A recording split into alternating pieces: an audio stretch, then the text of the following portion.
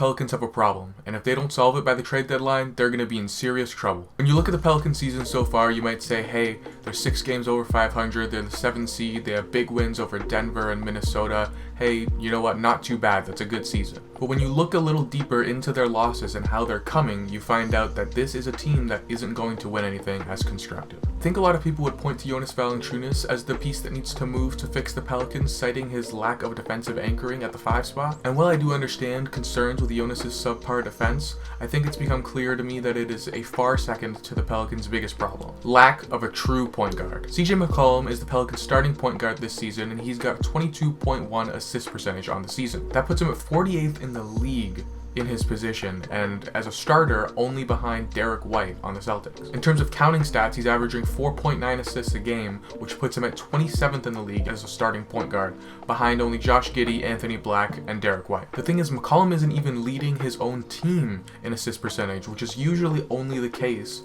when you have a guy like LeBron or a Jokic, a non-point guard who is a floor general at a high level, but this just isn't the case with these Pelicans. CJ's third on the Pelicans, next to Zion, who has a 24.7 assist percentage, and Brandon Ingram, who's at 25.5.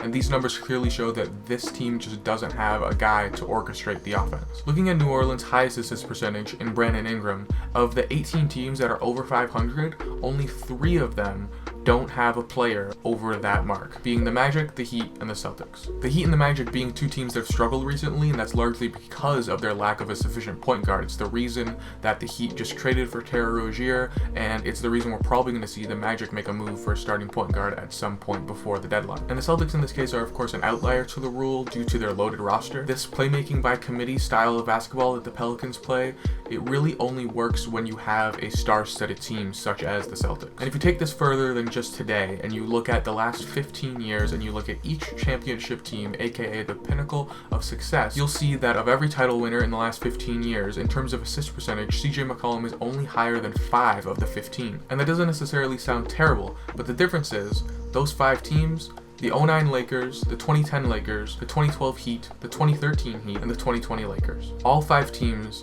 had either LeBron or Kobe. This Pelicans team does not have a LeBron or a Kobe.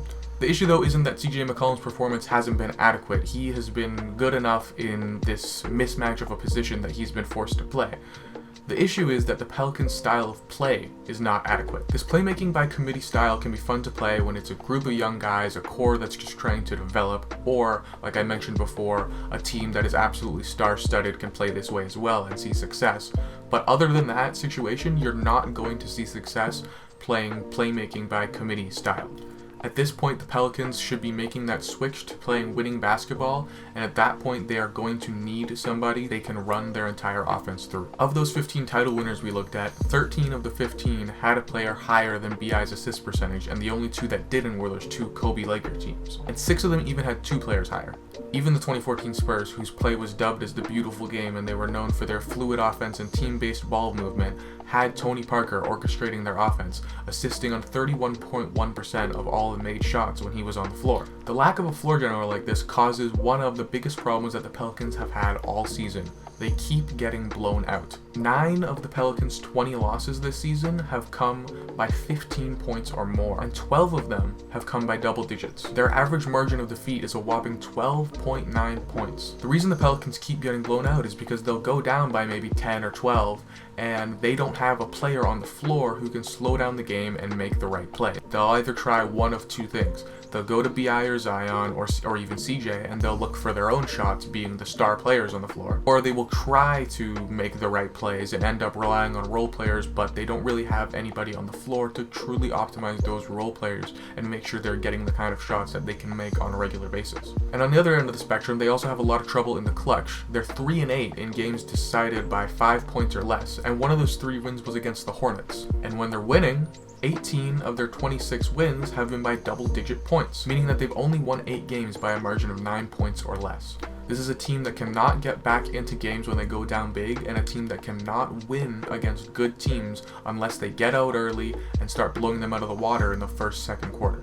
And it's largely because they don't have a true point guard on the floor to orchestrate the offense. So the obvious question to ask is, who's available? And what do the Pelicans have to give up to get them? With Rozier off the market, I think there's really only 2 guards on the market that the Pelicans should be willing to go after with the assets that they have, and that's Malcolm Brogdon and Tyus Jones. Malcolm Brogdon has a 30.4 assist percentage on the season, but historically he is more of a combo guard, averaging 24.7 assist percentage on his career. But an advantage to getting him over Tyus Jones is that he does supply more of a scoring punch, averaging 16.6 points over his last 3 seasons. Tyus Jones, on the other hand, well, he's a little lower this year in assist percentage at 28.9. Historically, he's always been a point guard for at least the majority of his career, averaging 27.9, and he's been very consistent. He's never fallen under 27 assist percentage. But he doesn't score quite as much. He's only averaged 10.5 over his last 3 seasons, and he tends to disappear in the playoffs. I think the question ultimately comes down to what deal can the Pelicans get done without parting ways with CJ McCollum. I think for the Brogdon deal, you might have to include CJ just for salary purposes, but for Tyus Jones, I'm pretty sure Dyson, Najee, and maybe one more player, plus a first round pick, could get it done. But yeah, I think regardless of which way the Pelicans go here between these two candidates, I think they should really do everything they can do to not include CJ in that deal, as that's the kind of move that could completely change the complexion of this team. Now your new starting 5 is Tyus or Brogdon at the 1, CJ at the 2, Brandon Ingram at the 3, Zion at the 4, and Valanciunas at the 5. And you can slide in Herb Jones at the 2, have CJ be a super 6-man if you're worried about the defense in the starting lineup, which is totally understandable. Herb is the kind of player that can really anchor a defense. I mean, the 4 guys that he's playing with are okay to terrible defenders, and I believe they're top 10 defense in the league right now. So if you want to slide in Herb there, you can do that too. And then you're going to have insane help off the bench. You'll have either Herb Jones or CJ, depending on which one you want to start. You'll have Jordan Hawkins, you'll have Trey Murphy, you'll have Larry Nance and Jose Alvarado still, which is just